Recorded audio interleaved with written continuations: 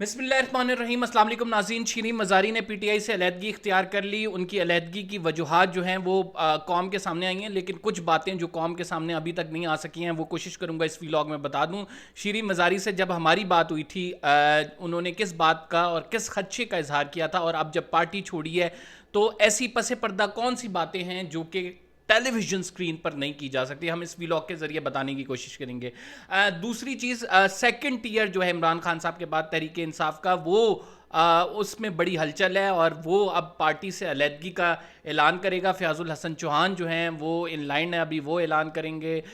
इसके साथ शाह महमूद कुरैशी साहब ने वो हल्फनामा दे दिया है, जिस हल्फनामे के बारे में कहा जा रहा था कि मैं दस्तखत नहीं करूंगा, जिसमें उनको कहा गया कि आप किसी को भी वायलेंस पे इंसाइट नहीं करेंगे, आप फलां काम है वो नहीं करेंगे। ये तमाम डिटेल्स आपके साथ शेयर करेंगे। पाकिस्तान तहरीक इंसाफ का मुस्तकबिल क्या होगा, और साथ परवेज़ इलाही साहब और शेख रशीद साहब इमरान खान साहब के साथ डटे हुए हैं, इनकी वजूहात क्या है। देखिए, अगर आपने चैनल सब्सक्राइब नहीं किया, सब्सक्राइब ज़रूर कर लिया ताकि आपको टाइमली अपडेट्स मिलती रहें। शीरीन मज़ारी ने आज बड़ा दिल बर्दाश्ता होकर प्रेस कॉन्फ्रेंस की। उन्होंने पार्टी छोड़ी नहीं है, उनको छुड़वाई गई है। किस वजह से छुड़वाई गई है? प्रेशर जो ऑलरेडी बिल्ड हो रहा है 9 मई के हमलों के बाद से। जब शीरीन मज़ारी से मेरी बात हुई तो उन्होंने मुझे 3-4 चीज़ें बताई थी। उन्होंने कहा, देखें, जो हमने हुकूमत छोड़ी थी ना, जब जनरल बाजवा का नो कॉन्फिडेंस मोशन हुआ था, तो कहती हैं हमारे डायरेक्टली इस्टेब्लिशमेंट से जो कन्फ्रंटेशन हुई थी वो 3 मामलों पर हुई थी। एक वो कन्फ्रंटेशन ये थी कि यूएस बेसिस के हवाले से जनरल बाजवा यूएस बेसिस देना चाहते थे, हम जो है वो नहीं देना चाहते थे। एक इंडिया से ट्रेड के हवाले से जनरल बाजवा चाहते थे इंडिया से ट्रेड करें, हम नहीं चाहते थे। और तीसरी जो उन्होंने कहा कि जो इंटरवेंशन हुई थी, जो साइफर वाला मामला है, लेकिन इस पर जब डिटेल बहस हुई तो उन्होंने कहा कि इस्टेब्लिशमेंट बहुत स्ट्रांग होती है और इस्टेब्लिशमेंट जो चाहे वो कर सकती है, बिकॉज उसके पास बहुत ज़्यादा इख्तियारात होते हैं। आज की प्रेस कॉन्फ्रेंस जब मैं उनकी सुन रहा था तो मुझे उनकी वो बातें याद आ रही थी जो वो कह रही थी इस्टेब्लिशमेंट बहुत स्ट्रांग होती है और कंबर वो जो चाहे ना वो कर सकते हैं। तो बिल आखिर एक ऐसी नज़रियाती कारकुन जिसने इमरान खान साहब को इतना अरसा दिया, ऐसी नज़रियाती कारकुन जो हम देखते रहे कि वो टेक ऑन करती रही मिलिट्री इस्टेब्लिशमेंट को। उनकी बेटी ने बाजवा साहब के दौर में बाजवा साहब को ख़िलाफ़ बातें की, उनको बल्कि उनके ऊपर केस भी बना, लेकिन उसके बावजूद आज शीरीन मज़ारी एक अलग शीरीन मज़ारी क्यों नज़र आई? आज वो टूटी हुई शेटर्ड क्यों नज़र आई? इसकी वजूहत हैं। इसकी वजूहत ये हैं कि इस्टेब्लिशमेंट के अंदर बड़े हद तक ये बात वाज़े हो चुकी है कि dismantling PTI would be in the favour of the country, कि आपको तहरीक इंसाफ को तहलील करना होगा, अदरवाइज़ ये जमात जो है वो मुल्क के लिए एक, आप ये कह सकते हैं ना, लाइबिलिटी बनती जा रही है। उसकी वजूहत ये हैं कि अगर हमने इमरान खान साहब को दोबारा उठाया तो फिर ऐसा रिएक्शन आएगा और ये हमले टॉलरेबल नहीं है। ये मैं आपको अंदर की इंसाइट दे रहा हूँ कि अंदर जो बात है कि ये हमले किसी भी तरह से, अब अगर ये हमला होता है तो ये पाकिस्तान की सलामती पे हमला कंसिडर होगा, किसी भी फौजी तनसीबात पे होता है। इतना स्ट्रॉन्ग रिएक्शन से पहले एक आखिरी सिग्नल दिया गया था, वो मुज़ाकरात के हवाले से था। तब फवाद चौधरी ने क्या कहा था मैं आपको बता देता हूँ। मुज़ाकरात वेरी क्लोज थे कि मुज़ाकरात हो जाते। पीटीआई इस्टेब्लिशमेंट की जानिब से ये आखिरी ऑप्शन इस वजह से था पीटीआई को कि इस्टेब्लिशमेंट ने इसमें थ्रू कोर्ट्स, जब जस्टिस उमर अता बंदियाल ने सबको बुलाया और कहा कि मुज़ाकरात कर लें, एक एनोनिमस एप्लीकेशन आती है और एनोनिमस एप्लीकेशन पे जस्टिस उमर अता बंदियाल पीडीएम के तमाम रहनुमाओं को बुलाते हैं। पीडीएम के तमाम रहनुमा जो है आते हैं। इससे कल बैकग्राउंड ये है कि डीजीआई, डीजीएमआई और डीजी मिलिट्री ऑपरेशंस जो हैं वो चीफ जस्टिस को उनके चैम्बर में मिलते हैं। बड़ी लंबी ब्रीफिंग होती है पंजाब के हवाले से इंतखाबात पे। उसके बाद फिर एक एनोनिमस एप्लीकेशन आती है और उस एनोनिमस एप्लीकेशन के हवाले से जो है तमाम लीडर्स पीडीएम के और पीटीआई के लीडर्स को बुलाया जाता है। तमाम लीडर्स आके तकरीर करते हैं कि हम मुज़ाकरात करेंगे, किसी हल पे निकलेंगे, हमने बैठ कर ये मामला सुलझाना है।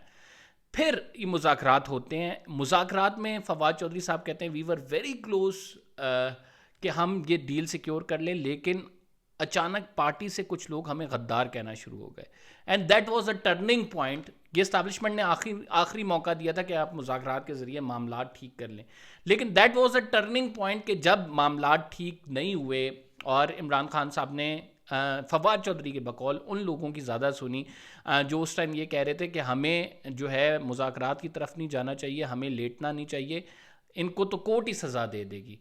تو وہ ٹرننگ پوائنٹ بنا جب عمران خان صاحب نے مذاکرات کال آف کر لیے، تحریک انصاف نے کورٹ میں کہا کہ ہم مذاکرات مزید نہیں کریں گے، اور حکومت یہ کہہ رہی تھی آپ ہمارے ساتھ بیٹھے مذاکرات کریں.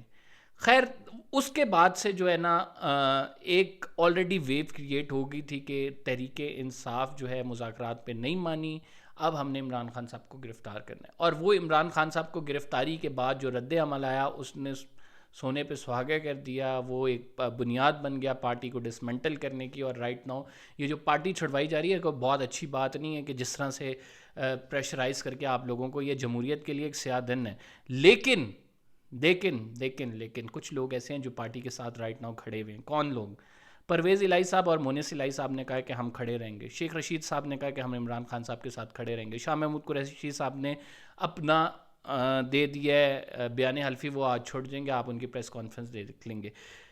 ہوگا یہ کہ اگلا پلان تو خیر اللہ بہتر جانتا ہے، لیکن ہمیں جو تھوڑی بہت انفارمیشن ہے، جو تھوڑا بہت لوگ سے پوچھتے ہیں، لوگوں کے ساتھ ملتے جلتے ہیں، کچھ جو چیزیں آ رہی ہیں وہ یہ ہیں کہ خان صاحب کو جب جیل میں ڈالا جائے گا، خان صاحب کو گرفتار کیا جائے گا، خان صاحب کو جب جیل میں ڈالا جائے گا، اور یا پھر نیب القادر کیس ریفرنس جو ہے عمران خان صاحب کے خلاف آئے گا، تو شاہ خانہ کا فیصلہ عمران خان صاحب کے خلاف آئے گا، تو پیچھے کوئی بندہ ہونا چاہیے جو پارٹی کو لیڈ کرے. یہ جو لوگ ہیں یہ اس ٹائم پی ٹی آئی سنبھالیں گے. پی ٹی آئی کا ووٹ بینک انٹیکٹ ہے، لیکن یہ یاد رکھنا چاہیے اسٹیبلشمنٹ کو کہ وہ عمران خان صاحب کے نام کا ووٹ بینک ہے، کسی اور کے نام کا ووٹ بینک نہیں ہے.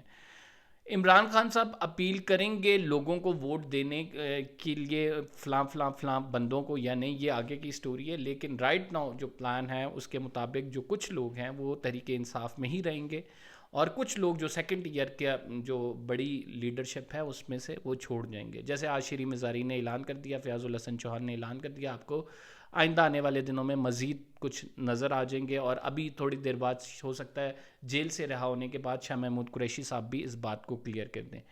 شیریں مزاری صاحبہ کو اریسٹ کیا گیا، ان کی گرفتاری کے لیے ہائی کورٹ میں جو ہے وہ پیٹیشن دائر ہوئی، ان کو چھوڑا نہیں گیا. پھر آرڈرز آئے، پھر چھوڑا نہیں گیا، پھر آرڈرز آئے، پھر نہیں چھوڑا گیا. اور جب 3 دفعہ یہ کرنے کے بعد چوتھی دفعہ وہ باہر آئیں گے تو انہوں نے کہا میں سیاست ہی چھوڑتی ہوں، کیونکہ میرے لیے میری فیملی، میری بیٹی اہم ہے، میرے لیے میری صحت اہم ہے. کوئی بھی شخص جو کہ فیملی والا ہو وہ اپنی فیملی پہ آ کے اس کا دل پسیج جاتا ہے. دوسری چیز یہ ہے کہ وہ جو رائٹ ناؤ حالات بنے ہوئے ہیں اس میں وہ یہی سین اوپینین اس کے لیے یہی ہوگا کہ وہ پارٹی سے علیحدگی اختیار کر لے یا سیاست ہی ہمیشہ کے لیے چھوڑ دے، اور اس کے بعد پھر جب طوفان تھم جائے تو ہی will get back in party, اور وہ اس کے بعد آ کے سیاست کرے. آپ میں سے کتنے لوگ سمجھتے ہیں کہ یہ طریقہ کار یہ ٹھیک ہے کہ اس ٹائم مشکل وقت میں پارٹی چھوڑ دو اور بعد میں آ کے جو ہے پارٹی میں شمولیت اختیار کر لو؟ ابھی کچھ دن بعد فواد چودھری بھی موسٹ پرابلی یہ اعلان کریں گے. کچھ اطلاعات آ رہی ہیں ان کے حوالے سے بھی ایسی. عمران خان صاحب رائٹ ناؤ ان سے بہت ناراض ہیں کہ وہ جس طرح سے بھاگے ہیں، جس طرح سے سب کچھ، اور ان کا عمران خان صاحب سے رابطہ بھی نہیں ہے. فرخ حبیب کو ان کی جگہ تمام پارٹی کے معاملات دے دیے گئے ہیں، وہ انفارمیشن سنبھال رہے ہیں پارٹی کی. فرخ حبیب پارٹی میں رہیں گے، اور فواد چودھری کی تمام ذمہ داریاں اس ٹائم فرخ حبیب صاحب جو ہیں وہ ادا کرتے دکھائی دے رہے ہیں. ابھی یہ مزید یہ طوفان تھمے گا نہیں، یہ طوفان مزید آگے بڑھے گا. اس کی وجوہات یہ ہیں کہ جس طرح سے 9 مئی کا حملہ ہوا ہے، 25 مئی کو عام تعطیل دے دی گئی ہے. لوگ جو ہیں وہ ایک مائنڈ سیٹ بنایا جا رہا ہے کہ یہ جو رائٹ 9 مئی کا اٹیک ہے، دس از اور 9/11، یہ ریڈ لائن کراس ہوئی ہے.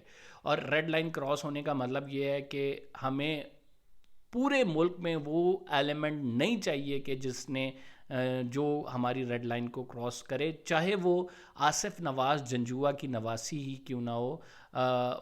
جیسے کہ ختیجہ شاہ کے حوالے سے آج سوری ہے یہ.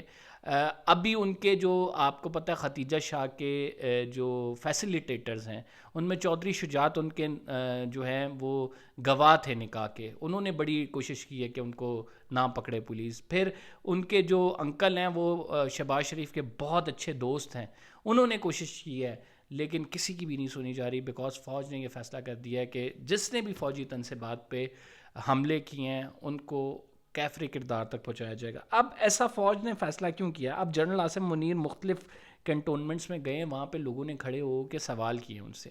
انہوں نے سوال کیا کہ دیکھیں ہم پہ لوگ اٹیک کر رہے ہیں، آپ کی فیملی تو محفوظ ہے، ہم پہ لوگ اٹیک کر رہے ہیں، ہم ان کا کیسے جواب دیں، یا آپ نے کس طرح سے اجازت دی ہے؟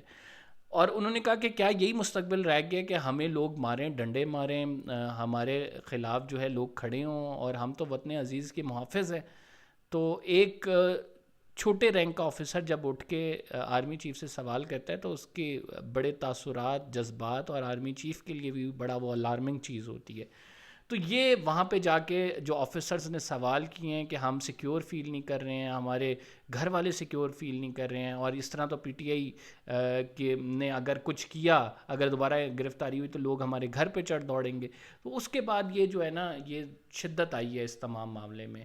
اور ابھی یہ بڑا آن بورڈ فیصلہ ہے کہ کسی کو بھی چھوڑا نہیں جائے گا 9 مئی کا، جس نے بھی فوجی تنصیبات پہ حملہ کیا. ابھی تو آرمی ایکٹ کے کیسز چلیں گے ان کے خلاف جو لوگ ملوث تھے. خیر، پاکستان کا اللہ حامی و ناصر رہے. حالات کچھ سازگار نہیں ہیں، یہ مزید حالات بگڑیں گے، اور مزید آپ یہ دیکھیں گے لوگ اڑ کے جا رہے ہیں. لیکن پی ٹی آئی رہے گی، پی ٹی آئی کا ووٹ بینک رہے گا انٹیکٹ. یہ میری بات آپ نوٹ ڈاؤن کر لیں. عمران خان صاحب پہ مشکل وقت آئے گا، عمران خان صاحب کو گرفتار کیا جائے یا ان کے خلاف فیصلہ آئے، وہ خیر آنے والا وقت بھی بتائے گا. لیکن رائٹ ناؤ آج جو عمران خان صاحب کے چہرے کے تاثرات تھے عدالت میں، وہ باقاعدہ طور پہ پتہ لگ رہا تھا کہ وہ پریشان ہے. اور پہلی دفعہ خان صاحب کو اتنا پریشانی میں کسی بھی جرنلسٹ نے دیکھا ہے. قمبر زیدی کو اجازت دیجیے، فی الحال کے لیے اتنا ہی. اللہ نگہبان.